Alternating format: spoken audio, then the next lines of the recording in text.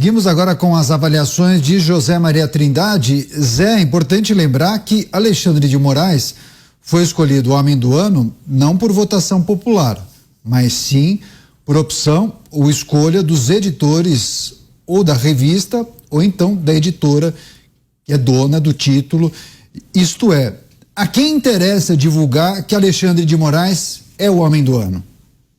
Pois é, uma vez eu, no curso de comunicação, li um livro, né, sobre a indústria da comunicação, que diz que um veículo de comunicação morre 10 anos antes. Isso significa que quando o veículo acaba, ele já, na verdade, acabou lá atrás, aí vem atrasando salários, vem não pagando impostos, e vários veículos já estão mortos lá atrás. Isto é, eu nem sei mais se é impressa, não me lembro. Já trabalhei na Isto É, na transição da revista Senhor para a Isto É, né? Senhor que comprou a Isto É, editora 3. Lá atrás, ainda durante o processo constituinte, já trabalhei. Era uma grande empresa, um veículo que tinha uma repercussão fantástica, né? E que os veículos, pelo menos os brasileiros, alguns internacionais, conseguiram se enquadrar no novo momento nessa mídia mundial e a maioria naufragou mesmo porque perdeu o monopólio da notícia, né? E começou a ser confrontado com a realidade. Isso aí.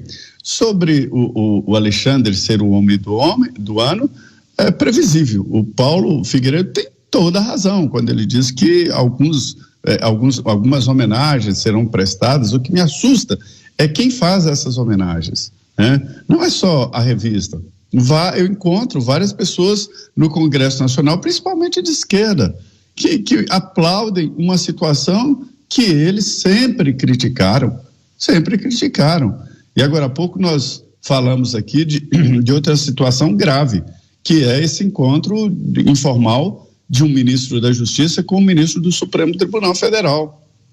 Antes, no governo anterior do Lula, o ministro do PT, geral, o ministro da Justiça tinha uma importância muito grande nesta relação. A relação do Ministério da Justiça com o Supremo, com os tribunais superiores e STJ. No governo do presidente Jair Bolsonaro, veja como a coisa muda. O que aconteceu? Não é necessário ter um ministro da Justiça que tenha essa ligação com os chamados embargos auriculares, aquele do pé de orelha, né? E o ministro da Justiça passou a ser mais ministro da Segurança Pública do que da Justiça. E a gente vê claramente que o ministro agora da Justiça volta àquela velha função de Márcio Tomás Bastos de proteger o governo, de fazer uma ligação com o Supremo. Só que o momento político agora ficou muito complexo. E esta união do Executivo com o Supremo Tribunal Federal, ainda falando sobre o almoço entre representantes, ela é danosa demais. Porque os dois, Executivo e Supremo Tribunal, ou seja, o Judiciário, se unindo, ficam fortes e podem partir contra o Congresso Nacional que está nessa omissão e nesse silêncio. Isso é grave. Quanto à homenagem ao ministro Alexandre de Moraes, eu vejo uma tendência. Eu vejo como uma tendência. A gente, por exemplo, somos os únicos que falamos aqui e tecemos críticas com relação a decisões do Supremo Tribunal Federal. Eu, pelo menos, não critico o sistema de governo do Brasil, dos três poderes. A importância do Supremo é fantástica, uma importância em todas as democracias. Foi copiado lá, eu me lembro do debate na Constituinte, foi copiado do sistema americano. Mas lá nos Estados Unidos, um ministro do Supremo Tribunal Federal não tem página na internet e nem almoça com o futuro ministro da Justiça e senador eleito. Então, a diferença, a dificuldade está aí. Então, de tanto ser atacado, por um lado, e com certeza, com justiça, de reclamações e tal, ele foi adotado por outro lado e está aceitando. Então, ele será, sim, com certeza homenageado. Não se iluda, não. Eu venho falando isso aqui. Transformaram o Alexandre no líder do Supremo Tribunal Federal.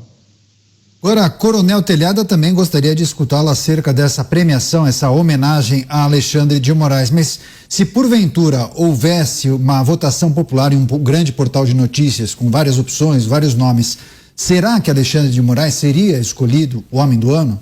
Olha, a primeira indagação que eu ia fazer era justamente essa, né? Quem elegeu o cidadão aí, o homem do ano, foram os editores da revista, né? Quem são esses editores na fila do pão aí, né? A gente quer ouvir o povo que tem que falar quem é o homem brasileiro do ano. É o único brasileiro do ano que foi o brasileiro do ano que mais cometeu atos antidemocráticos aí, né? No meu entendimento, o brasileiro que mais desrespeitou a Constituição, atacou pessoas que estavam defendendo o seu ponto de vista. Então, é o único brasileiro do ano que ele foi, é isso aí. E outra coisa, né, gente? O Paulo falou, quem é essa revista na fila do pão hoje? Não é mais nada, teve alguma relevância há algum tempo, mas hoje a gente nem se discute mais o que essa revista fala. Essa revista, ela sempre foi totalmente de esquerda, entendeu? Até se você entrar na Wikipédia, lá no Wikipédia, e colocar o nome dessa revista, vai estar escrito lá, tem até o termo que eles usam. Ela é mais negativa e de esquerda, ou seja, ninguém duvida que essa revista é totalmente contra a postura do Bolsonaro. O ano passado, em outubro de 2021, foi até processo de uma ação do Ministério da Justiça, se eu não me engano, do ministro da Justiça, em outubro de 2021, pôs na capa o Bolsonaro lá, relacionando o Bolsonaro à figura do Hitler, escrevendo genocida, e gozado, né? O Bolsonaro pode. Agora, por que não faz isso com o brasileiro do ano, né? Então, esses valentão que ficam criticando o Bolsonaro aí, na hora de falar do brasileiro do ano, que só para eles é brasileiro do ano, ficam tremendo, estão todos covardes, né? E a impressão que eu tenho é que essa revista tá tão ruim das pernas que ela resolveu ser uma revista cômica, fazer gracinha, né? A gente lembra do Pasquim dos anos 70, da revista Med, quem foi moleque comigo nos anos 70, 80, a revista Med, aquelas revistas de piada. Acho que essa revista, Isto É, tá querendo fazer isso, porque séria ela nunca foi, agora fazendo piada desse tipo, só pode estar querendo virar revista de piada mesmo.